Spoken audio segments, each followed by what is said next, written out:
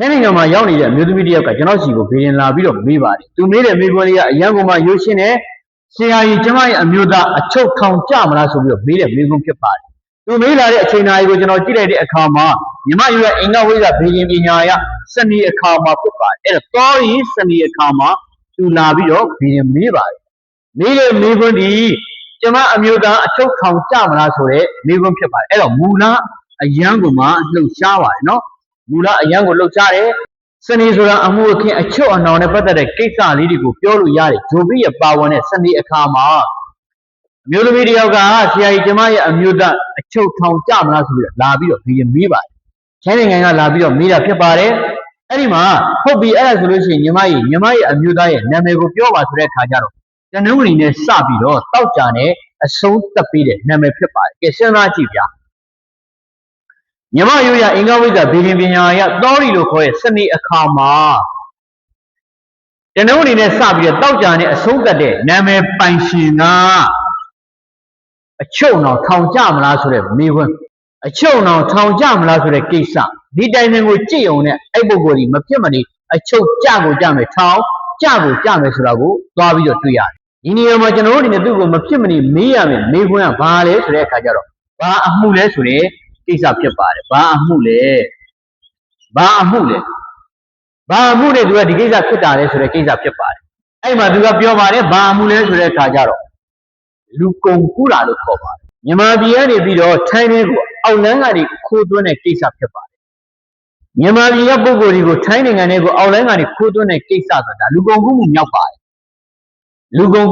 ါတယ်နော်အဲ့တော့ထိုင်းနိုင်ငံမှာဆိုလို့ရှိရင်အဲ့ဒီကိစ္စနဲ့ပတ်သက်လာရင်အနည်းဆုံးဥပဒေက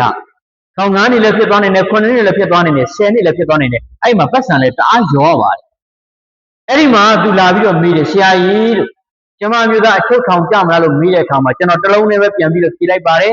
အင်္ဂဝိဇ္ဇတန်ရဲ့အမြင့်ကြီးကြိုးစားဖို့အရာစနေခါရဲ့အယံကိုမှအမှုခင်းနဲ့ပတ်သက်တဲ့ပြဿနာကမူလအယံကိုလှုပ်ရှားတဲ့အတွက်ကြောင့်မလို့အလေကတဂျိုနေညာလို့ပြတဲ့အတွက်ကြောင့်မလို့သိကြပါတယ်ခင်ဗျားယောက်ျားအချုပ်ကြကိုကြလိမ့်မယ်ထောင်ကြကိုကြလိမ့်မယ်အဲ့လိုပြောတဲ့အခါမှာသူ့ဘက်ကပြောတယ်ဟုတ်တယ်ဆရာတဲ့ကျွန်မလည်းအဲ့ဒါကိုသိတယ်အဲ့ဒါပေါ့နော်အချုပ်အောင်ထောင်းအကြာကြီးမကြအောင်ဆရာကူညီပေးလို့ရအောင်လားဆိုပြီးတော့မေးပါတယ်အဲ့တော့ကျွန်တော်တို့ဘာလုပ်ပေးရမှာလဲကံမြင့်ကံရှင်းဒါနဲ့ပတ်သက်ပြီးတော့ပဲကျွန်တော်လှုပ်ဆောင်ပေးရမှာဖြစ်ပါတယ်အဲ့ဒါနဲ့ကျွန်တော်တည်တည်ချာချာလေးလှုပ်ဆောင်ပေးလိုက်ပါတယ်ကျိုးဆောင်ဖို့ဖြစ်နေတဲ့ဒီတနင်္ဂနွေနဲ့စပြီးတော့တောက်ကြနဲ့အဆုံးသတ်ပေးထားတဲ့နာမည်ပိုင်ရှင်ကိုတောက်ကြနဲ့စပြီးတော့တနင်္ဂနွေနဲ့အဆုံးသတ်ပေးတဲ့ရရိယာအစီအရင်တစ်ခုကိုကျွန်တော်လှုပ်ဆောင်ပေးလိုက်ပါတယ်ပုံမှန်ဆိုလို့ရှိရင်ဒီလိုမျိုးအမှုခင်းနဲ့ပတ်သက်တဲ့ပြဿနာကိစ္စတွေကိုထိုင်းနိုင်ငံမှာဥပဒေအရ9နှစ်ကနေပြီးတော့10နှစ်အထိထောင်ကျသွားနိုင်ပါတယ်ဒီလိုမျိုးပိတ်တာတွေဖြစ်တော့ဖြစ်သွားနေတာကိုသွားပြီးတော့တွေ့ရတယ်အဲ့ဒီမှာကျွန်တော်အနေနဲ့ဝန်ခံမှာတောင်းပန်မှာအာဏာရှင်တွေကိုတောင်းပန်ရမယ်အာဏာရှိတဲ့ပုဂ္ဂိုလ်တွေကိုဘာလုပ်ပြရမလဲတောင်းပန်ပေးရမယ်အဲ့ဒီမှာကျွန်တော်သူ့ကိုဘာပြောလိုက်လဲဆိုမင်းဓမ္မစကြာတရားကိုရွတ်ပေးရမယ်ခင်ဗျားယောက်ျားကိုဓမ္မစကြာတရား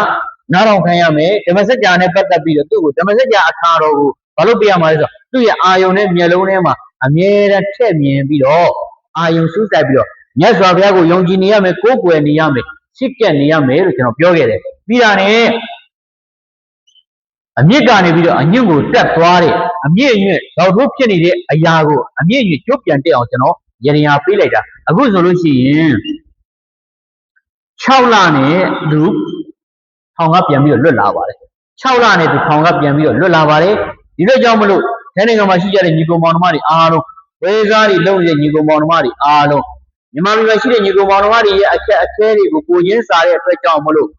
့သူပုဂ္ဂိုလ်တွေအတွက် passport တွေပါလုံနေတယ်ဆိုလို့ရှိရင်အစင်မပြေမှုတွေကြုံမှာဆိုလို့ passport တွေပါလုံနေမယ်ဆိုလို့ရှိရင်အချိန်ကျဉ်းမှုတွေရှိမှာဆိုလို့အော်လိုင်းကနေပြီးတင်သွင်းတဲ့အခါမှာ